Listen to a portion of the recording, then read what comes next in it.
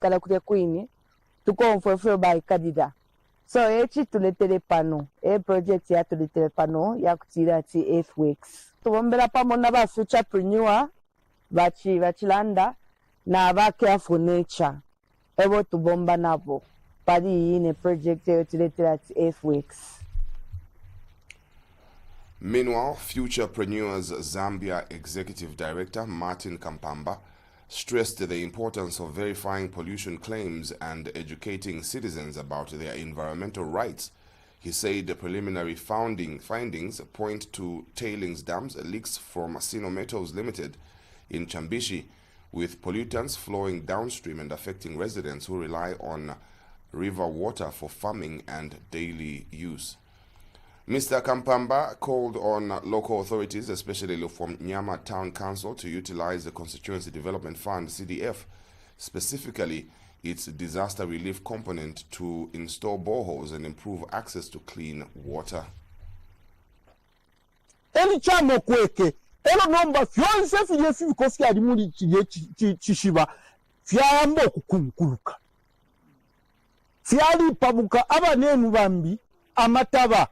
Fiaira pita pewa pakati kamataba bambi nembala lemo badi mino ele fia sendenkan kuya tuwala mutumana utumana na tutuwa sendelela kaidi tutuwala menshi muisa mulufubu uyo mulufubu ivi fia titigira kuisa kuchambishi akampani akale ngele fifi kofingile mulufubu beto kweba Sino Mine Limited.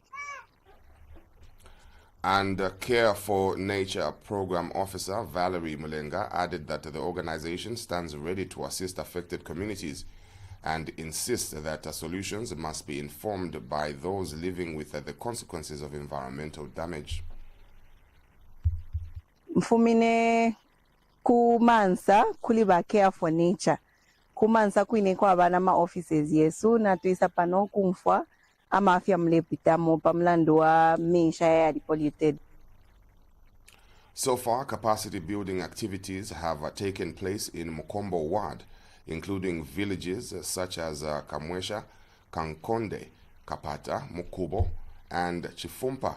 Reports of increased diarrhea cases and fears of long-term health risks underscore the urgent need for national attention. As the Earthworks project gathers momentum, the NGOs are calling on policymakers, environmental regulators, and industry leaders to take decisive action, highlighting that safeguarding Zambia's natural resources is not just a local concern, but a national imperative. Skyway's councillor Fabian Mwanza has appealed to churches across Zambia to embrace innovative and sustainable income-generating strategies rather than rely solely on member contributions.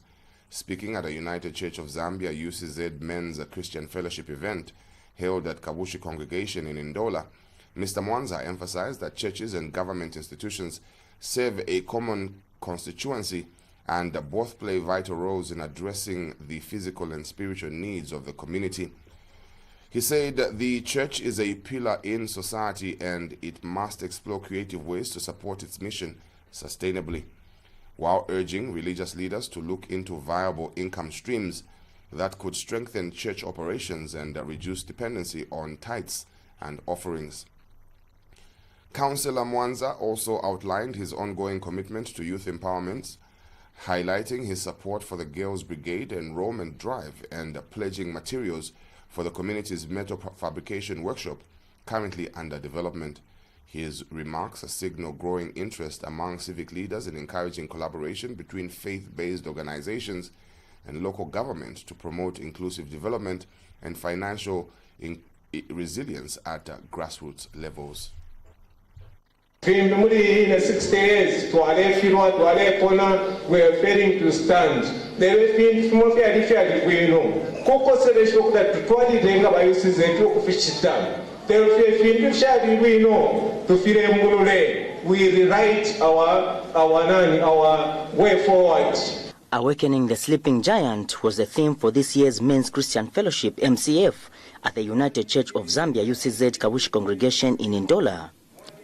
Skyway's Ward Councillor Fabian Mwanza, who served as guest of honor fulfilled earlier promises, made new pledges, and urged fellow leaders to honor their commitments, alongside making income-generating programs, a situation he said will reduce on dependency on congregants' contributions. Let's think outside the box.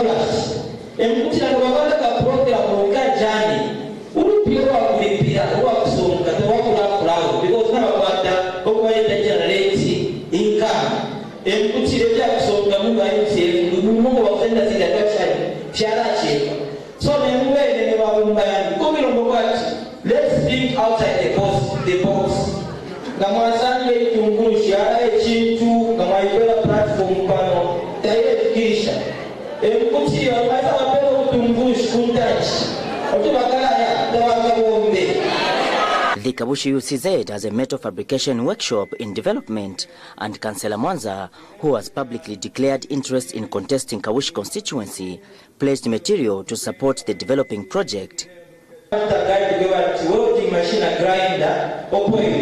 So kanchi kumyako kwefifwe bali umulimo mwimisho mulimo usuma sana ikoto anamishira material kabla ya kuomba kwenu wepi 10,000 kwa chama. Congregation overseer Reverend Joseph Chaikatisha reminded attendees that the church stands on a firm principle which states, never promise what you cannot keep. Basubira mu mashuri ayakwalesa ayatira chawama ukuchira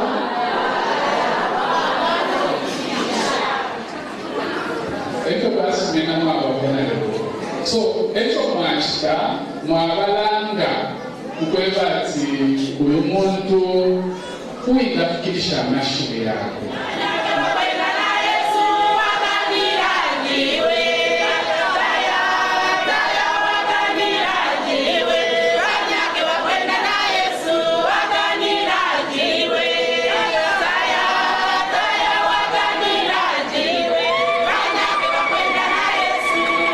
Reporting for Sun FM Radio and TV, I'm Kletas Mutoki in Ndola. A fatal road traffic accident has claimed the life of one woman and left several others injured in a collision involving 3 vehicles on the Great North Road near Isoka District, Muchinga Province. According to Muchinga Province Police Commanding Officer Dennis Mola, the accident occurred on Sunday, 20th July 2025, around 19:30 hours at Achui village, approximately 3 kilometers south of Isoka police checkpoint. The crash involved a Toyota Quantum registration AIF 7548, a Mitsubishi Mini Pajero registration BCA 3249, and a stationary DAF truck and trailer registration T120 DFK and a T426 DGS. The Mitsubishi Pajero was driven by 49-year-old Elizabeth Mutabali of a Boma compound in Isoka district, who sustained fatal head injuries and was pronounced dead upon arrival at Isoka District Hospital. Her body has since been deposited in the hospital mortuary, awaiting postmortem. 4 passengers in the Pajero were hospitalized with various injuries. Among them are 49-year-old Rose Sinyinga from Myombwe village in Mafinga, who suffered chest pains and fatal cuts. 40-year-old Elizabeth Mumba of Sunset Compound in Chief shoulder and who had a painful shoulder and headaches. 42-year-old Boniface Kamfunda of Kawenga village, also in Chief Kamfumbi's area, who sustained chest and waist pain as well as bleeding from the mouth and nose. The Toyota Quantum was driven by 35-year-old Peter Singongo. He sustained chest pains. The stationary DAF truck was found parked on the southbound lane without its driver present. The vehicle had damage to its front headlamp and bumper. Authorities report that the identity of the truck remains unknown. Police have launched investigations into the accident and are urging drivers nationwide to adhere to speed limits and remain vigilant, particularly on busy routes such as the Great North Road. And in sports, Power Dynamo's goalkeeper Willard Mwanza has expressed confidence in securing a spot on the final Chipolopolo squad for the upcoming 2024 Total Energies African Nations Championship CHAN, set to kick off next month. Speaking in an interview, Mwanza said he was thrilled to be named in the 32-man preliminary squad selected by head coach Avram Grant, adding that he is determined to work hard and earn his place in the final team. Zambia will be making its 5th appearance at the Chan and is still in search of its first title. The Chipolopolo boys are drawn in a competitive Group A, where they will begin their campaign against Congo, followed by Angola, Morocco, and hosts Kenya. With preparations underway, Mwanza remains hopeful of making the final cut and representing Zambia on the continental stage. To end the news, we recap on the headlines. 3 non-governmental organizations have joined forces to launch the Earthworks project, a nationwide initiative aimed at addressing pollution in the Kafue and Lufuru River water sources critical to thousands of Zambians across the Copperbelt and beyond.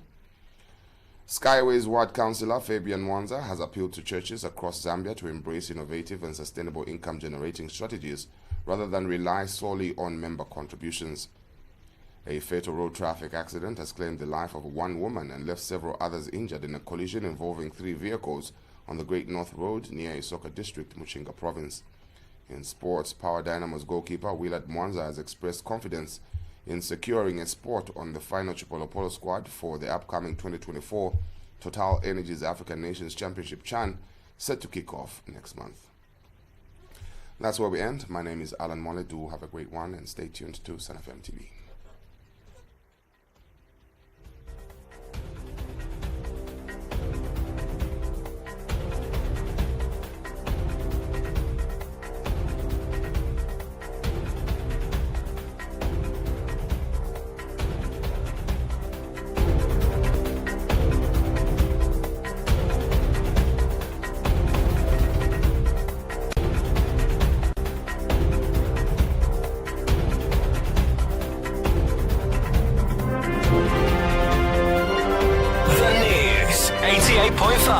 Sun FM.